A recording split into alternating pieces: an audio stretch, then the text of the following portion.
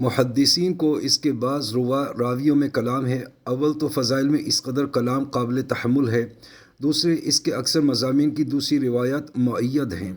اس حدیث سے چند امور معلوم ہوتے ہیں۔ اول، نبی کریم صلی اللہ علیہ وسلم کا اہتمام کہ شعبان کی اخیر تاریخ میں خاص طور سے اس کا واعظ فرمایا اور لوگوں کو تنبیہ فرمائی تاکہ رمضان المبارک کا ایک سیکنڈ بھی غفلت سے نہ گزرے۔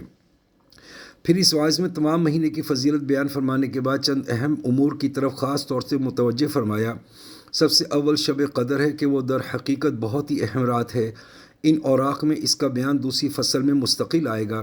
اس کے بعد ارشاد ہے کہ اللہ نے اس کے روزے کو فرض کیا اور اس کے قیام یعنی تراویح کو سنت کیا۔ اس سے معلوم ہوتا ہے کہ تراویح کا ارشاد بھی خود حق تعالیٰ شانہ کی طرف سے ہے۔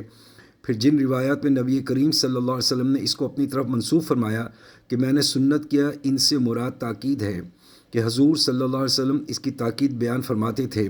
اسی وجہ سے سب ائمہ اس کی سنت ہونے پر متفق ہیں۔ برہان میں لکھا ہے کہ مسلمانوں میں روافض کے سوا کوئی شخص اس کا منکر نہیں۔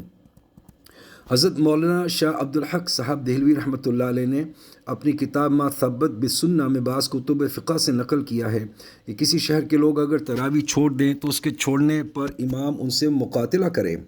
اس جگہ کی خصوصیت سے ایک بات کا لحاظ رکھنے کی ضرورت ہے، وہ یہ کہ بہت سے لوگوں کا خیال ہوتا ہے کہ جلدی سے کسی مسجد میں 8-10 دن میں کلام مجید سن لیں پھر چھٹی۔ یہ خیال رکھنے کی بات ہے کہ یہ دونوں سنتیں الگ الگ ہیں۔ تمام کلام اللہ شریف کا تراویح میں پڑھنا یا سنانا یہ مستقل سنت ہے۔ پورے رمضان شریف کی تراویح مستقل سنت ہے۔ پس اس صورت میں ایک سنت پر عمل ہوا اور دوسری رہ گئی۔ البتہ جن لوگوں کو رمضان المبارک میں سفر وغیرہ یا کسی اور وجہ سے ایک جگہ تراویح پڑھنا مشکل ہو، ان کے لیے مناسب ہے کہ اول قرآن شریف چند روز میں سن لیں تاکہ قرآن شریف ناقص نہ رہے، پھر جہاں وقت ملا اور موقع ہوا وہاں تراویح پڑھ لی کہ قرآن شریف بھی اس صورت میں ناقص نہیں ہوگا اور اپنے کام کا حرج بھی نہیں ہوگا۔ حضور صلی اللہ علیہ وسلم نے روزہ اور تراویح کا ذکر فرمانے کے بعد عام فرض اور نفل عبادت کے اہتمام کی طرف متوجہ فرمایا کہ اس میں ایک نفل کا ثواب دوسرے مہینوں کے فرائض کے برابر ہے اور اس کے ایک فرض کا ثواب دوسرے مہینوں کے 70 فرائض کے برابر ہے۔ اس جگہ ہم لوگوں کو اپنی عبادت کی طرف بھی ذرا غور کرنے کی ضرورت ہے کہ اس مبارک مہینے میں فرائض کا ہم سے کس قدر اہتمام ہوتا ہے اور نوافل میں کتنا اضافہ ہوتا ہے۔ فرائض میں تو ہمارے اہتمام کی حالت یہ ہے کہ سحر کھانے کے بعد جو سوتے ہیں تو اکثر صبح کی نماز قضا ہو گئی اور کم از کم جماعت تو اکثروں کی فوت ہو جاتی ہے۔ گویا سحر کھانے کا شکریہ ادا یہ کیا کہ اللہ کے سب سے محتم بالشان فرض کو یا بالکل قضا کر دیا یا کم از کم ناقص کر دیا۔ بغیر جماعت کے نماز پڑھنے کو اہل اصول نے ادائے ناقص فرمایا ہے، اور حضور صلی اللہ علیہ وسلم کا تو ایک جگہ ارشاد ہے کہ مسجد کے قریب رہنے والوں کو تو گویا ان کی نماز بغیر مسجد کے ہوتی ہی نہیں۔ مظاہر حق میں لکھا ہے کہ جو شخص بغیر عذر کے بدون جماعت نماز پڑھتا ہے اس کے ذمہ فرض تو ساقط ہو جاتا ہے مگر اس کو نماز کا ثواب نہیں ملتا۔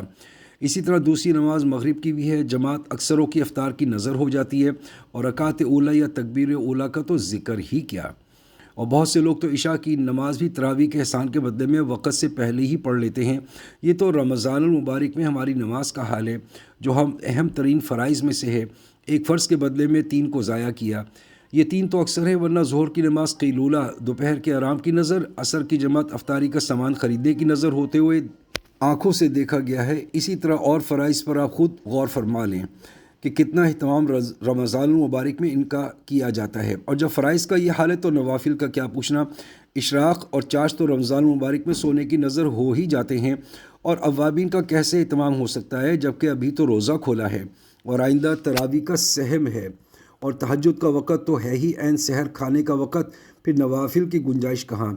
لیکن یہ باتیں بے توجہی نہ کرنے کی ہیں۔